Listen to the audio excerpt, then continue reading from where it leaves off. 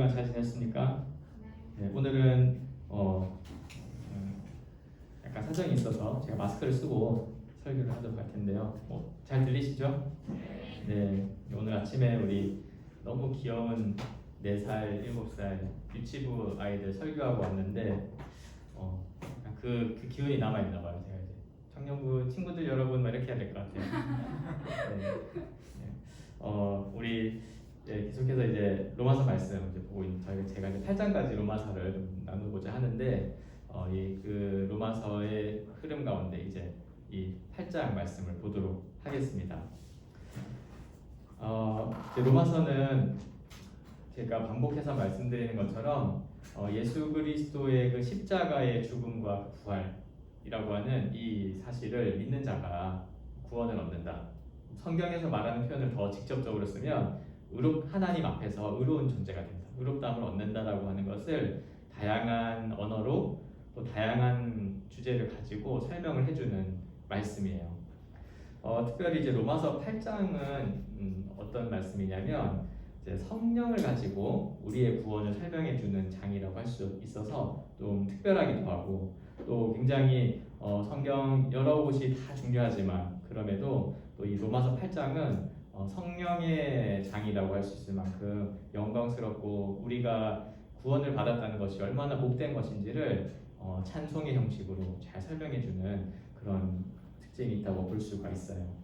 그래서 보통 로마서가 이렇게 쭉 하나님의 의, 예수 그리스도의 십자가, 믿음, 구원 이런 이야기를 하는데 특별히 로마서 8장 이 한 장에만 성령이라고 하는 단어가 총 여러 번 이렇게 나온대요. 그래서 로마서 1장부터 7장까지는 성령이라고 하는 단어가 4번인가 5번인가 나오거든요. 로마서 8장에는 계속 성령을 가지고 설명을 하는 그런 장이라고 할 수가 있겠습니다. 크게 이제 우리가 로마서를 쭉 살펴보고 있는데 로마서 8장까지를 뭐 크게 좀 본다고 하면은 두 부분으로 나눌 수 있어요. 1장부터 4장까지 좀 전반부는 이제 우리가 이제 구원받았다라고 말하는데 그 구원의 그 객관적인 근거 있죠.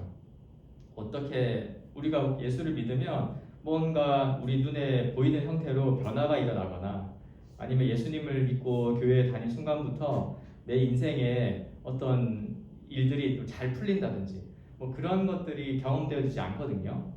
그렇죠. 뭔가 예수님을 믿으면 뭐 세상에서 달라지지 않는단 말이죠. 그럼에도 불구하고 구원받았다는 것, 그 예수님을 믿고 구원받았다는 것은 분명히 달라진 무언가가 있는 것이다. 이렇게 설명을 어떻게 하냐 했을 때 1장부터 4장까지는 우리가 구원받았다는 그 근거가 뭐냐. 우리는 사실 어제와 오늘 똑같이 살고 있는데 우리가 무언가를 한 게 없는데 어떻게 하나님 앞에서 우리가 의롭다고 할 수 있고 우리의 죄가 다 깨끗해졌다고 말할 수가 있고 앞으로 우리는 그 깨끗해진 존재로 하나님 앞에 살아갈 수 있다는 그 근거가 뭐냐 했을 때 로마서 1장부터 4장은 구원의 근거이신 예수님에 대한 이야기를 한다고 정리할 수가 있어요. 그래서 우리가 예수 믿고 구원받았다고 말할 때는 내가 구원받은 느낌 이런 걸 말하는 게 아니에요. 성경은 구원받으면 느낌이 딱 온다 이런 게 아니라 그냥 객관적인 증거를 말하는 거예요. 바로 예수님이 우리의 죄를 짊어지시고 십자가에서 우리 대신 죽으신 것이고 그가 부활하셨다는 것은 예수님이 짊어지신 그 죄가 하나님 앞에서 다 해결되었기 때문에 예수님은 부활하신 것이다. 그리고 이 은혜를 믿는 자에게 주신다는 것을 이야기를 하는 거예요. 그래서 우리가 구원을 받았다 이런 것은 예수님에 대해 잘 아는 것과도 깊이 연결되어 있다고 볼 수 있습니다. 그리고 이제 5장부터 8장까지는 뭐냐면 사실은 이렇게만 말해도 괜찮아요. 예수님의 십자가까지만. 그러나 이 사도 바울은 이 복음을 좀 상세히 설명하고자 했던 목적도 있었고 또 본인을 잘 알지 못하는 사람에게 이 사도 바울 자신의 이 선교 사역을 도와달라고 요청하는 상황이었기 때문에 복음을 더 풍성하게 설명할 이유가 있었습니다. 그래서 로마서 5장부터 8장까지는 구원받았다는 확신이죠. 정말 우리가 구원받은 게 맞을까? 예수 믿고 난 다음에도 나는 여전히 어떻게 보면은 내 스스로 생각할 때 죄를 짓는 것 같은데 또 하나님에 대하여서 뭔가 크게 달라진 것이 그리 느껴지지 않는데 어떻게 내가 하나님께 구원받은 게 맞고 이거는 분명히 구원받은 거다라고 어떻게 우리가 판단할 수 있는가? 라고 했을 때 구원을 확신시켜주는 여러 가지의 이야기들을 한다고 볼 수 있어요. 그래서 로마서 5장에서는 예수님을 믿는 자는 예수 그리스도와 함께 예수 그리스도 안에 연합됐다 이렇게 이야기를 함으로써 설명을 해주었고, 로마서 6장 같은 경우는 원래 이전에 죄의 지배를 받고 살아가던 우리가 그리스도를 믿음으로 인해 죄에서 제 죄의 지배와 죄의 영향력으로부터 해방되었다는 것을, 그래서 이제 죄가 죄인 것을 깨닫고 죄와 싸우겠다고 하는 의지까지도 우리 안에 생겨나는 것을 보면서 우리 구원받는 게 맞다 이렇게 설명을 했죠. 로마서 7장에서는 이제 죄와 좀 연관돼 있어서 율법을 가지고 설명했어요. 우리가 지난 시간까지 율법을 살펴보았죠. 그래서 율법이 거룩하고 선한 법이어서 거룩하지 못한 것들을 다 드러내는 그런 법이지만 그것을 보여줄 뿐 율법이 우리를 거룩하게 만들어주지 못한다는 그런 한계들이 있는 특징이 있었는데, 그렇기 때문에 율법이 아무리 좋은 것이라도 우리 죄인에게는 율법이 가치 있는 것 자체가 우리를 정죄하고 또 율법의 그 법에 따라 우리를 벌을 내리는 그런 기능밖에 안 되기 때문에 사실 율법의 지배를 받는다 이런 거였는데, 예수 그리스도를 믿는 자는 이제 그리스도 안에 있기 때문에 그리스도와 연합했기 때문에 더 이상 율법으로부터는 죽은 자고 율법으로부터 해방되었다.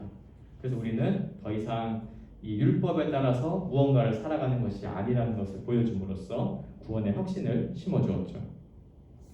이제 8장은 성령을 가지고 이야기를 한다고 볼 수가 있겠습니다. 근데 잠깐 좀 가기 전에 생각해보면 왜 이렇게 여러분 성경은 그 구원에 관해서 다양한 측면을 설명할까요?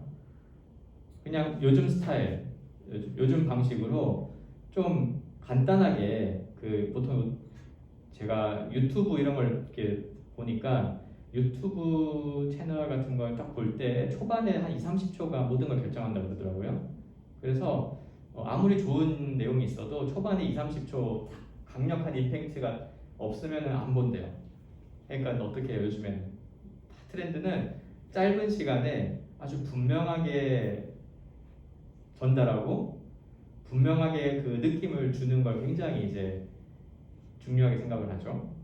그런 것처럼 성경도 굳이 이렇게 옛날 책이라 그런지 왜 이렇게 많을까 내용이, 왜 이렇게 두껍고 뭐 어떤 청년들은 이제 평생에 성경을 한 번이라도 다 읽을 수 있을까 이런 의문도 들죠. 살다가 보면 바쁘니까. 그런데 왜 이렇게 성경은 내용이 많고 예수님의 구원이라고 하는 이 한 가지 주제인데 이거를 왜 이렇게 많이 설명할까요? 그것은 사실 하나님은, 그리고 하나님이 우리를 구원하셨다고 하는 거 이거 있죠. 이건 사실 우리 눈에 보이지 않아요. 보이지 않기 때문에 없다고 생각하는 사람도 많고 눈에 보이지 않기 때문에 믿지 못하는 사람이 허다해요. 그런 우리에게 정말 하나님과 그 하나님의 구원이 무엇인지를 잘 알고 그걸 바탕으로 믿을 수 있도록 인도하시기 위해서 이런 다양한 측면의 설명을 성경이 하고 있다라고 우리가 생각해야 될 것 같아요.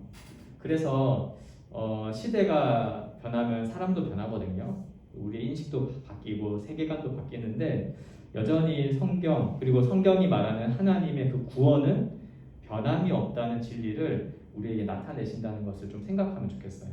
그래서 성경을 볼 때 했던 이야기 또 하네? 라고 생각할 수도 있지만 했던 이야기를 또 한다면 그 이유가 있겠죠. 특히 지금처럼 종이가 흔한 시대가 아니기 때문에 이 한 글자 한 글자를 쓰는 이거 자체가 아주 귀한 시대에 똑같은 이야기를 반복한다는 것은 다른 측면으로도 또 생각해보고, 다른 측면이 있다는 것은 그 구원이라고 하는 것이, 진리라고 하는 것이 굉장히 단편적이지 않고 풍성하고 다양하고 아주 풍요로운 지식이다 라는 것들을 우리에게 좀 시사하는 바가 있습니다. 그게 풍요로운 만큼 어때요? 우리 인생이 어떤 여러 가지 일들을 만날 때마다 그런 상황들을 잘 이해하고 해석할 수 있고 또 가장 좋은 답을 찾아내는 데 있어서 큰 힘이 되겠죠. 그런 마음으로 오늘도 말씀을 보면 좋겠습니다.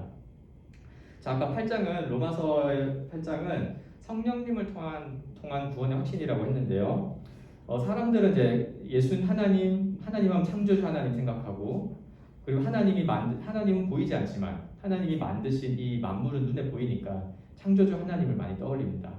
예수님 하면은 우리가 직접 본 적은 없지만 2000년 전에 예수님이 진짜 사람의 몸을 입고 오셨죠. 제가 어제 잠깐 예수님 역할 했는데 그래서 약간 흉내도 낸단 말이죠. 그런데 성령님 딱 하면 삼위일체 하나님이신데도 불구하고 성령님이다 이렇게 하면 갑자기 막연해질 때가 많아요. 잘 뭔가 신비한 것 같고 눈에 보이지 않는 분이니까 더더욱이나 그렇죠. 그래서 성령님 하면은 막연하고 신비롭게 생각하고 또는 어렵게 생각하거나 무서워하는 경향들이 있습니다. 그러나 성령님도 오늘 말씀을 통해서 또 성경을 통해서 분명하게 알 수 있다는 것을 또 생각하면 좋겠어요. 특별히 성령님께서는 로마서 8장이 말하는 것처럼 이게 지금 우리의 구원을 설명하는 거고 구원의 확신을 설명하는 흐름이 있죠. 이 가운데 성령님께서 우리에게 역사하시는 거예요. 활동하고 계신 거예요. 지금 눈에 보이지 않지만 저와 여러분의 각자의 삶과 생각과 마음 가운데 활동하고 계신 분이므로 오늘 말씀을 통해서 성령님을 바르게 알면 좋겠습니다. 그래서 오늘 말씀 들을 때 성령님께서 우리 마음 가운데 오셨으면 좋겠어요. 그리고 그 마음을 새롭게 하시고 또 우리를 더 하나님의 말씀을 믿는 믿음, 그리스도를 믿는 믿음으로 견고하게 변화시키시는 분이 제가 아니고 성령님이시라는 것을 믿고 그런 간구하는 마음으로 말씀을 들으면 좋겠습니다. 우리 개역개정을 보면 이제 성령으로 번역되어 있지만 제가 설교 때는 성령 하나님이시기 때문에 성령님이라는 표현을 쓰겠습니다. 1절에 보시면 이제 바울이 먼저 결론적인 말을 하는 것 같아요. 그러므로 이제 그리스도 예수 안에 있는 자에게는 결코 정죄함이 없다 이야기합니다. 여기 이제 그리스도 예수 안에 있다 이야기는 5장에 말한 것처럼 예수님과 믿음으로 연합한 자를 가리키죠. 믿는 신자라 이렇게 말하면 됩니다. 신자를 다른 말로는 그리스도 안에 있다 혹은 그리스도와 연합해 있다 이렇게 하거든요. 근데 이제 그런 신자는 어떤 자이냐면 결코 정죄함이 없다는 거죠. 그러니까 다시 죄를 이렇게 지적받아서 너는 죄인이야. 너는 하나님 앞에 죄를 지었으니까 죄인이야. 이렇게 하는 게 없다는 거예요. 놀랍게도. 우리가 경험적으로는 그렇지 않죠. 경험적으로는 사실 오늘 하루만 해도 어떻습니까? 마음과 생각으로도 죄를 짓는데 성경은 뭐라고 말하냐면 우리한테 하나님 앞에서 너는 죄인이야라는 말 안 들어 이렇게 말하는 거예요. 어째서죠? 2절에 보니까 이는 그리스도 예수 안에 있는 생명의 성령의 법이라는 게 있는데 이것이 죄와 사망의 법에서 믿는 너를 해방하기 때문이다 선언하는 거예요. 이 죄와 사망의 법은 흐름상 바로 앞에 있었던 율법이겠죠. 그래서 율법은 아무리 좋고 거룩한 것이지만 우리의 죄를 드러내고 그 죄의 대가인 형벌을 받아 사망에 이르게 하는 법이기 때문에 여기에 매여 있으면 결국 죄와 사망 가운데 살아가는 것이 돼버려요. 그렇기 때문에 넌 죄인이다. 누가 이야기하냐면 율법이 그렇게 이야기하는 거예요. 너는 하나님의 기준으로 보니까 죄다. 제가 무슨 큰 죄를 지은 게 아닌데요? 라고 하면 하나님은 율법을 통해서 율법 조항 가운데 결국에 탐심도 죄라고 하지 않았냐. 탐심을 가리켜서 죄인이다. 이렇게 하면 이제 할 말이 없죠. 그런데도 불구하고 성경은 뭐라니까 지금 이제 너는 정죄함이 없다. 예수 안에 있는 자는 정죄함이 없다는 거예요. 왜냐하면 우리가 더 이상 이 아담 안에서 타락한 아담의 본성을 가지고 살아가는 존재가 아니기 때문에 그래요. 우리는 어디 있냐면 아담에게서 예수 그리스도 안으로 옮겨졌죠. 그리고 그 예수 그리스도가 일종의 우리의 주소지 같은 거예요. 그래서 여러분 호적을 적을 때 경기도 김포시 김포 한강면으로 이렇게 적지만 제 속마음은 내 주소는 예수 그리스도 이렇게 하는 거예요. 물론 속으로 해야 됩니다. 진짜 적으면 제 동사무소에서 경찰서에 전화를 해요. 이상한 분이 오셨습니다. 근데 우리 속은 내 주소지는 예수 그리스도. 근데 예수 그리스도 안에 거하면 사는 거예요. 거기서. 근데 거기에 뭐가 있냐면 예수 그리스도 계시죠. 예수 그리스도 안에 생명이 있고 그리고 예수 그리스도의 영이신 또 하나님의 영이신 성령이 그 안에 계시니까 우리는 그 안에 있는 거예요. 그래서 생명의 성령의 법에 의해서 우리는 지배를 받고 그 법은 어떤 법이냐면 우리를 정죄하지 않고 예수 그리스도의 십자가의 은혜로 죄를 사해 주시고, 또한 죄가 사함 받았기 때문에 죄의 삭신 사망도 없어요. 그러면 안 죽는다. 이게 이제 다른 말로 하면 생명이죠. 생명을 우리가 얻게 된 존재다라고 이야기를 하는 거예요. 그 결과가 어떠냐면 3절에 보니까 3, 4절에 나오는데, 이 율법이 육신으로 말미암아 연약하여 할 수 없는 그것, 율법이 요구하는 것들이죠. 거룩이라고 할 수 있겠습니다. 그것을 이제 하나님은 하셨는데 어떻게 하셨냐니까, 죄로 말미암아 자기 아들을 죄 있는 육신의 모양으로 보내어 육신의 죄를 정하사 육신을 따르지 않고 그 영을 따라 행하는 우리에게 율법의 요구가 이루어지게 하려 하십니다. 이렇게 3, 4절이 말하고 있습니다. 좀 쉽게 설명하면, 우리의 죄된 본성 때문에 율법을 하나님이 주셨어도, 이스라엘 백성에게 율법을 주셨어도 우리는 연약하여서 율법을 지키지 못했던 건데, 사실 율법은 뭐냐면 우리를 너 죄인이야 그래서 하나님께 벌받아 라고 하는 게 율법의 목적이 아니라고 했죠. 그건 이제 율법의 속성 때문에 나타난 결과인데, 율법을 주신 목적이 뭐예요? 거룩한 법이니까 이 법을 지키면서 거룩하게 살아가라. 이게 율법의 목적이에요. 원래 하나님 앞에서 거룩, 이 구약으로 말하면 여호와께 성결, 거룩하게 살아가라는 거예요. 그러나 그것을 지키지 못한 결과가 정죄이고 사망의 형벌이라는 것이에요. 그래서 원래 율법이 요구하는 이 거룩이라고 하는 것을 우리가 지킬 수 없었던 이유는 우리의 연약함, 죄된 본성의 연약함 때문이었는데, 하나님이 어떻게 하셨냐니까 아들을 보내신 거예요. 예수님을 보내셔서 그 죄를 담당하게 하시고 육신의 죄를 정하셨죠. 그래서 우리 그 예수님이 오셨을 때 죄를 회개하고 자복하는 운동들이 막 있었는데, 그게 뭐였냐면 세례 요한이 세례를 주는 거였어요. 그래서 우리는 죄인입니다. 죄를 씻어야 됩니다. 그런 의미에서 물로 세례를 씻는 것을 했단 말이에요. 예수님이 오셔서 세례를 받았어요. 예수님은 유일하게 다르죠. 죄인이 아닌데 왜 세례를 받습니까? 예수님은 유일하게 거꾸로 세례를 받았어요. 모든 사람은 자기 죄를 깨끗하게 하려고 물로 씻었는데, 예수님은 오히려 그 물을 머리에 부으시고 씻는 걸 통해서 죄가 없으신 그분이 죄를 짊어지신 거예요. 사람의 그 죄를, 그 요단에서 씻고 있던 그 죄를 자신이 뒤집어 쓰시고, 그리고 십자가에서 해결하셨죠. 이것은 뭐냐면 예수님이 뭘 자랑하려고 그런 게 아니라 그 죄를 짊어지고 가던 우리들을 위해서 사하신 것이고, 그 결과 바로 예수님을 믿는 자에게는 율법의 요구가 이제 이루어지게 하려고 하는데, 4절에 보니까 육신 혹은 율법을 따르는 게 아니라 그 영을 따라 행하는 자들, 우리에게 그런 요구가 이루어지게 한다는 거예요. 즉 예수 그리스도 안에 있는 생명의 성령을 따라서 살아가게 하시는 방식으로 하나님이 우리를 구원하셨다. 지금 이 얘기를 하고 있는 겁니다. 그렇기 때문에 우리가 생각할 지점이 하나가 있어요. 이제 예수 믿는 사람들은 율법이 아니라 성령의 법, 이것도 성령도 법이에요. 법.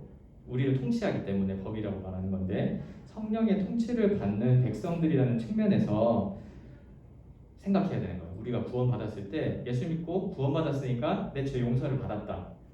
근데 그건 동시에 우리 안에서 굉장한 다양한 일들이 눈에 보이지 않지만 지금 벌어지고 있는데, 그 중에 하나는 뭐냐니까 그리스도 안에 거함으로써 그리스도의 영을 따라서 우리가 살게 됐다는 거예요.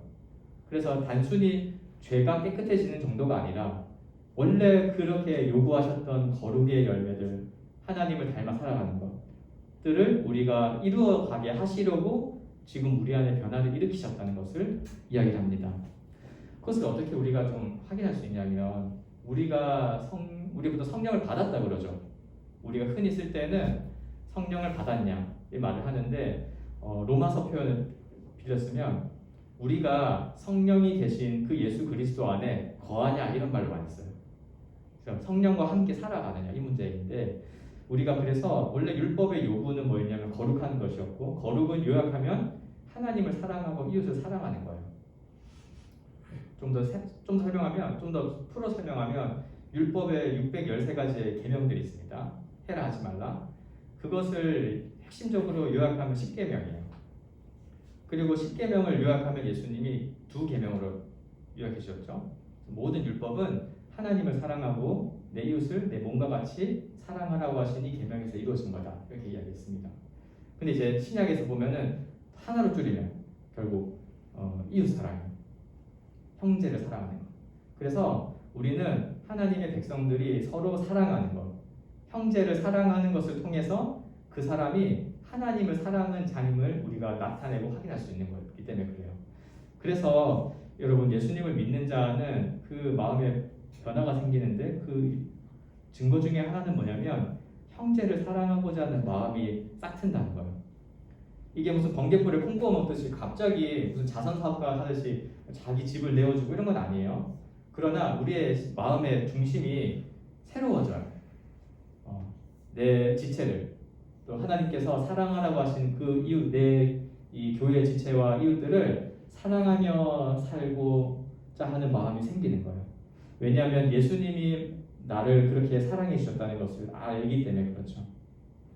그래서 우리가 예수님을 믿을 때 그냥 믿으면 나는 이제 죽어서 천국 가겠구나, 내 인생은 폈구나 이런 식으로 생각하지 않고 예수님을 믿는 사람들의 모든 공통적인 특징들, 다른 사람을 섬기죠. 그리고 그 섬김이 무언가 나의 유익을 얻기 위해 내가 무슨 스펙을 쌓기 위해 하는 것이 아니라 그냥 예수님의 사랑을 알면 알수록 아는 만큼 다른 지체들을 사랑으로 섬기게 된다는 그 변화에서 우리가 구원받은 게 맞구나라고 확신할 수가 있는 거예요. 그래서 사람들이 생각하기에 성령은 무언가 특별한 체험이 일어나지 않냐, 기도하는 중에 눈을 감았지만 뭔가 보여야 되지 않냐, 혹은 아주 기적과 같은 일이 일어나서 내 인생이 풀린다든지 이런 것들이 일어나야지 성령을 체험한 거 아닙니까? 라고 생각하지만 성경은 예수님을 믿고 그 마음의 변화를 받아서 살아가는 그 자체가 기적이고 성령의 체험이라는 것을 말하고 있는 거예요. 그리고 그 성령을 체험했다는 것은 무엇을 의미하냐면 하나님 앞에 우리가 의로운 자다라는 것을 확신할 수가 있는 거죠. 여러분 예수님을 믿고 마음의 변화가 일어났으니까 그렇다면 성령을 받은 거예요. 그리고 구원을 받았다고 말할 수가 있는 거예요. 구원은 아주 거창한 무언가가 되는 게 아니라 하나님께서 우리의 마음의 본성을 변화시켜서 하나님을 따라 예수님처럼 닮아 살아가게 하는 이 사랑의 삶을 살아가게 하는 것임을 기억하길 바랍니다. 이어서 5절부터 8절을 좀 보면 이제 믿는 자는 성령을 받았기 때문에 이제 성령을 따라 살아간다라는 이야기를 하고 있는데 5절에 보시면 육신을 따르는 자는 육신의 일을, 영을 따르는 자는 영의 일을 생각한다 이렇게 돼 있죠. 여기에 이제 따르다라는 단어가 그 누구 뒤따라간다 이런 걸로 한글로는 좀 들리죠. 근데 이제 그게 아니고 제가 그 주보에 표시해놨죠. 이거 영어 번역은 정확한데 according to, 그러니까 뭐냐면 뭐뭐로부터 나온. 그러니까 이거는 누구를 따라갑니다. 성령을 따르는 자, 그러면 성령을 따라가는 자의 말이 아니라 성령으로부터 그 존재가 이제 변화되는 자를 의미하는 거예요. 육신을 따르는 자는 뭐겠습니까? 어떤 무슨 육신의 정욕 이런 걸 막 쫓아가는 그런 그림을 그리면 안 되고 그 존재가 육신으로부터 난 자라는 것을 말하는 거죠. 그러니까 당연히 육신을 따라서 나오는 자는 본인의 존재가 육신을 따랐으니까 생각도 어떻게 했어요? 육신을 따라 생각하는 게 정상인 거고, 그런데 본인이 성령을 따르는 자라면, 그래서 내 존재가 성령을 따라서 나온 존재라면 그는 생각하는 게 뭐겠어요? 성령을 따라 생각하는 게 그냥 당연한 거죠. 그런 이야기를 이제 합니다. 근데 이때 이제 생각하다는 거는 단순히 우리가 사고하는 것, 머릿속에 상상하는 그런 걸 말하는 게 아니라 성경에서 생각하다 이런 말은 우리 인생의 지향점을 말하는 거예요. 그래서 지금 여러분 지금 예배 드리고 있고 하지 않습니까? 또 집에 이제 돌아가서 한 주간 살아갈 텐데 보통 무슨 생각하세요? 대답하지 않아도 돼요. 다 다른. 근데 여러분 그냥 혼자 생각해 보세요. 혼자 한번 생각해 보세요. 보통 무슨 생각하나요? 가만히 있을 때. 근데 이제 그런 거 말고 뭔가 상황에 쫓겨서 생각하는 그런 거 말고요. 그러니까 뭐 당연히 학생이 시험 기간 되면은 시험 걱정하고 그런 거 생각하잖아요, 맨날. 또 뭐 특별한 상황이 내 몸이 아프면은 빨리 낫고 싶으니까 막 몸에 대한 생각을 하지 않습니까? 그런 거 말고요. 그냥 내가 뭐만 하면은 좀 평상시에 평온해진다든지 뭐만 하면 먼저 드는 생각들, 욕구들, 내가 저렇게 살아야 되겠다 라는 그 여러 가지 생각들이 있죠. 그게 뭐냐면 이 따르다라는 것을 좀 생각해 보면은 내가 생각하고 있는 바들이 내가 어떤 존재인지를 확인시켜줘요. 그래서 그 존재는 생각을 지배한다 이런 말이 있는데 그건 뭐냐면 우리가 뭐 여러 가지 생각을 하지 않습니까? 그건 우리 존재가 그렇다는 걸 반증해 주는 거예요. 여러분, 사람은 사람이기 때문에 우리의 생각도 사람답게 살려고 생각하는 거겠죠. 동물은, 짐승이 사람처럼 생각하나요? 안 그러죠. 물론 이제 지능이 높은 동물들은 사람과 유사한 행동들을 하기 때문에 뭔가 연구를 하긴 하지만 아무리 지능이 높아도 뭐 침팬지나 돌고래나 지능이 꽤 높아도 그래서 뭐 지능 IQ가 몇이라고 하잖아요. IQ가 뭐 4살짜리 아이랑 맞먹는다 하지 않습니까? 그런다고 그 돌고래나 혹은 그 침팬지를 보면서 4살짜리 아이라고 생각하나요? 안 그러죠. 왜죠? 그 존재가 그냥 침팬지이고 돌고래고 이런 거예요. 존재니까. 그래서 그 존재에 합당하게 생각을 하고 살아가게 되어져 있어요.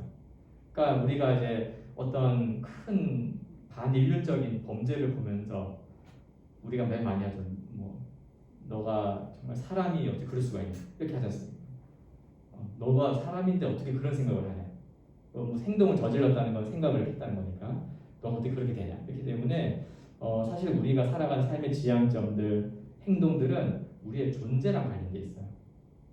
그것을 사도 바울은 이 8장에서 설명하면서 내가 성령을 따라 살아가고 있다면, 즉 내 존재가 성령으로 인해 거듭났고 예수 그리스도 안에서 성령과 함께 살아가는 존재라면 당연히 내 삶에 지향하는 바나 생각이나 그 생각이 이제 열매를 맺는 행동은 성령에 합당하게 나온다는 게 그게 정상이다. 이런 설명을 하고 있는 거예요. 이것은 무엇을 이제 의미하냐면 이 우리 그리스도인들이 예수를 믿은 다음에 변화된 것 중에 하나가 뭐냐니까 우리의 삶의 지향과 방향이 바뀌었다는 것을 의미하는 거예요. 6절, 7절, 8절을 보면 결국에 이 6절에 보니까 영의 생각은 이제 생명과 평안으로 끝이 난다 이렇게 돼 있죠.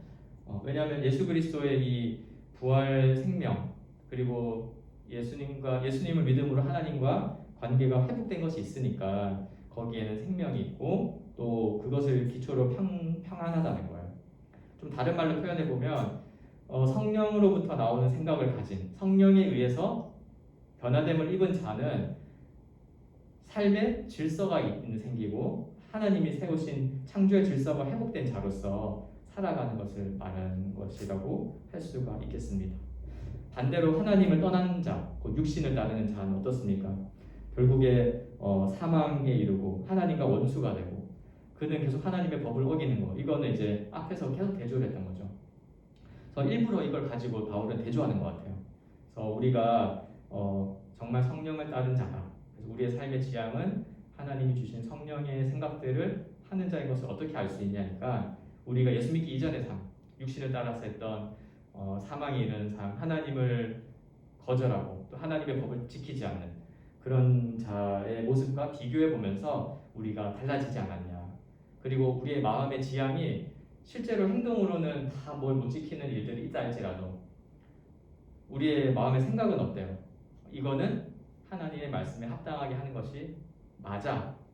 내가 지금 못했지만 그러나 내가 괜찮은 게 아니고 하나님의 말씀이 말하는 것을 우리는 따라서 살아가는 것이 그게 맞는 것 같아 라는 마음의 지향이 생기죠. 이런 걸 통해서 우리는 그냥 단순히 예수 믿었어 이 아니라 믿음으로 우리 안에 변화가 일어났다는 것을 바울은 설명해 주는 거예요. 그래서 우리는 구원받은 확신을 가질 수가 있습니다. 조금 더 정리를 해보면 우리가 예수님을 믿음으로 성령을 받아서 이제 성령께서 우리와 함께 하신다. 혹은 예수님이 우리와 함께 하신다. 이렇게 했다는 것은 우리의 생각만이 아니라 우리의 존재 자체가 변화되었다는 것을 생각해야 되는 거예요. 여러분, 우리가 상황에 치이고 바쁘고 나에게 어떤 해야 될 일이 쌓이면 우리도 당연히 그쪽에 다 생각을 하게 돼 있어요. 이거 언제 하지? 이거 어떻게 하지? 그리고 그런 쪽에 매여서 대부분의 시간들을 보낼 경우가 한 주간에 보면 사실 많아요. 그러나 잊어버리면 안 되는 게 뭐냐면 우리의 존재예요. 근데 나는 누구냐? 이거는 율법이 이제 더 이상 율법이 아니죠. 지켰냐 안 지켰냐, 너 거룩하게 살았어 아니야, 이런 행동을 가지고 하는 게 아니라 마음에 내주하시는 성령의 법을 생각하고 나는 누구지? 내가 성령을 따르는 자이지 라고 하는 생각을 우리 마음 가운데 깊이 기억해야 되는 거예요. 이것이 구원받은 자로 살아가는 삶의 비밀이라 할 수가 있겠습니다. 그러면은 하나님께서는 어떻게 하시냐면 성령님을 통해서 내가 이전에 보지 못했던 관점으로 세상을 보게도 하시고, 또 이전엔 내가 이렇게까지 뭔가 수고하고 애쓰지 않았던 영역들도, 그리고 그때는 뭔가 억지로 하는 거라고 생각했던 것들도 성령님께서 바꾸어 주시는 거예요. 이거는 내가 자원하는 마음으로 하게 하시고, 하면서도 그만하고 싶다 이런 게 아니라 기쁘고 보람이 되고, 물론 육체는 피곤하겠지만 보람이 느끼게 하고, 그리고 어쨌든 하나님의 뜻대로 그 의지하고 그렇게 사는 것이 옳다는 마음들을 우리에게 부어주시고 있는 거예요.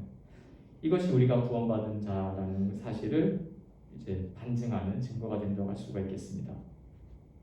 본문은 여기서 더 나아가서 9절에 보니까 만일 너희 속에 하나님의 영이 거하시면, 너희가 육신에 있지 아니하고 영에 있나니 누구든지 그리스도의 영이 없으면 그리스도의 사람이 아니다 이렇게 하면서 10절에 또 그리스도께서 너희 안에 거하시면, 너희가 예수 믿는 자이면 몸은 죄로 말미암아 죽은 것이지만 영은 의로 말미암아 살아 있는 것이다. 우리의 몸은 이제 죽을 거예요. 타락의 결과이기 때문에 예수님을 믿는다 할지라도 어떻습니까? 때가 되면 나이가 들고 병들어 사망에 이르게 됩니다. 그런데 그 죽음은 심판받아 죽는 저주가 아니라는 거예요. 왜냐? 이미 우리의 영은 지금 살아있기 때문에 그렇습니다. 우리의 영이 살아있다는 것은 좀 쉽게 표현하면 하나님과 우리의 관계가 회복됐다는 말이에요. 그러니까 무슨 영적으로 깨어있다, 뭐 어떤 신비로운 걸 경험한다 이게 아니고, 영이 살아있다는 것은 내가 이제 예수 그리스도를 통해서 하나님을 알고 하나님도 나를 아시고 내가 하나님을 사랑하고 하나님도 나를 사랑하시는 것을 내가 성경을 통해 확인하며 살아가는 이 삶이 뭐냐면 영이 살아나는 거예요. 그래서 하나님이 계시구나, 그리고 하나님께서 예수님을 통해 나를 구원하신 거구나 라는 것을 마음에 인지하고 살아가는 것이 영이 살아난 증거입니다. 여전히 죄 가운데 살아가면서 영이 죽은 자, 아직 영이 살아나지 못한 자들은 이걸 몰라요. 하나님의 살아계심, 예수님의 구원하심 이런 걸 몰라요. 들어도 성경을 봐도 믿질 않죠. 우리가 이것이 믿어지고 받아들여지고 무슨 모든 전부 이 세상의 모든 것들을 깨우치지 못하지만 성경을 통해서 하나님의 구원을 조금씩 알아가는 이 과정이 우리의 영이 살아있다는 증거입니다. 그러면 어떻게 되냐? 11절 예수를 죽은 자 가운데 살리신 이의 영이, 그리스도의 영이, 하나님의 영이 너희 안에 거하시면 그리스도 예수를 죽은 자 가운데서 살리신 이가 너희 안에 거하시는 그의 영으로 말미암아 너희 죽을 몸도 살리시리라. 아멘. 그래서 장차 우리의 몸도 살아날 것을 성경은 이야기를 하는 것이죠. 우리가 말하는 예수님이 장차 다시 오셔서 재림하셔서 우리 몸이 부활할 것을 어떻게 믿고 확신하냐는 거예요. 그것은 이미 우리 안에 살아난 이 영이 살아난 것을 우리가 알고 이것에 대한 믿음을 통해서 장차 우리의 몸도 다시 살아날 것을 믿을 수 있다는 것을 성경은 말해주고 있는 거예요. 그래서 이 성령을 받은 자는, 아까 말했죠. 성령을 받은 자는 예수 그리스도를 믿는 것, 그리고 성령께서 우리에게 주시는 그런 마음을 통해서 이웃을 사랑하며 살아가는 삶으로 나아가는 것, 이것이 있고, 또 한 가지는 뭐냐니까 우리가 성령을 받은 자라면 이제 부활을 믿고 소망하며 살아가게 돼요. 원래 우리의 이 세상은 하나님께서 창조하실 때 우리를 죄와 사망 가운데 죽어갈 존재로 창조하지 않으셨죠. 원래 하나님은 이 세상을 하나님의 나라로 온전하게 창조하셨고 안식의 나라로 창조하셨어요. 근데 그 안식에 이제 나중에는 지금은 우리가 영이 깨어나서 살아나서 그 안식을 누리지만 나중에는 우리의 몸도 또 요한계시록에 의하면 하나님이 창조하신 이 세상도 다시 회복되어서 그 안식의 세상으로 들어가게 될 것을 우리가 믿게 됩니다. 이것은 바로 우리 안에 계신 성령님을 통해서 알 수가 있는 것이죠. 그러므로 예수 십자가 복음이라고 하는 것을 로마서는 계속 이야기를 해왔는데 이것은 오늘 8장 말씀을 좀 정리해 보면 단순히 예수님을 믿는다는 것은 우리가 예수 믿고 죽어서 천국, 좋은 데 가는 그런 내세 신앙 이런 게 아니에요.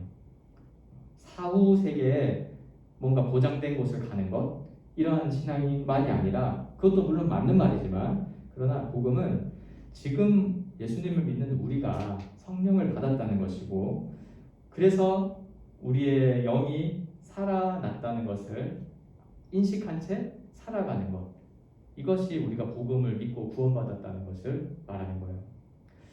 한 주간 살아가면서 여러 가지 이제 상황들이 또 있겠죠. 혹은 거의 뭐 반복되는 일상도 이제 어느 정도 여러분 나이가 조금씩 이제 더 한 살씩 먹으면 오히려 이제 반복되는 일상들이 많이 생기죠.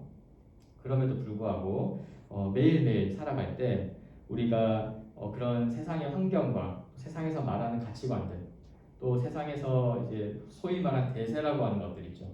그런 것들을 많이 접하다 보면 그렇게 생각하게 돼 있는데 사실 그것들의 본질은 뭐예요? 자꾸 바뀌어요. 변화돼요. 다양하다고 말할 표현도 하지만 요즘에는 결국 본질은 바뀌고 변화되는 것이기 때문에 뭔가 붙잡을 만한 것이 못 되고 의지할 만한 것이 못 될 가능성이 높아요. 의지할 만하면 바뀌기 때문에. 그러나 오늘 말씀을 통해서 배운 것처럼 우리 성령님께서는 바뀌지 않으세요. 예수 그리스도를 통해서 우리가 그 예수 그리스도 안에 거하면 그분은 변함이 없으시잖아요. 어제도 오늘도 내일도 동일하신 예수 그리스도 안에 거함으로써 우리가 오히려 다른 눈을 뜨고 살아가는 것이 우리 삶의 비밀이라고 할 수가 있겠습니다. 성령을 받은 자로서 또 성령을 의지하며 살아가는 저와 여러분이 되기를 주님의 이름으로 축원합니다. 기도하겠습니다. 하나님 아버지 감사합니다. 오늘 말씀을 통해서 하나님의 영이신 또 예수 그리스도의 영이신 성령님을 통해 우리가 구원받은 것을 확신하는 것이 무엇이며 우리의 구원의 결과가 무엇인지를 알려주시면 감사를 드립니다. 주신 말씀을 기억하면서 한 가지 간구하는 것은 우리가 어떤 상황이 있든지 무슨 일을 하든지 우리의 존재가 예수 그리스도 안에 성령과 함께 살아가는 존재인 것을 기억하게 하고 또 생각나게 하시고 또 이것을 붙들고 의지하며 살아가게 하여 주옵소서. 그래서 정말 많은 것들이 변화되어지는 상황 가운데 또 막연한 생각들과 불안한 것들이 엄습하는 그런 청년의 삶 가운데에서도 변함없이 영원히 우리를 인도하시고 또 가장 선한 길로 이끌어 주실 하나님과 예수 그리스도 그리고 그의 영 성령님을 생각하며 살아가는 우리 모두가 될 수 있도록 은혜를 베풀어 주옵소서. 이 로마서 말씀이 우리의 구원의 확신을 더하기를 원합니다. 그래서 구원받은 자로서의 그 정체성을 분명히 가지고 이 세상에서도 진리 가운데 당당하게 살아가는 우리 모든 동산교회 청년부 지체들 되게 하여 주옵소서. 감사드리며 이 모든 말씀을 우리 주 예수 그리스도의 귀하신 이름으로 기도합니다. 아멘.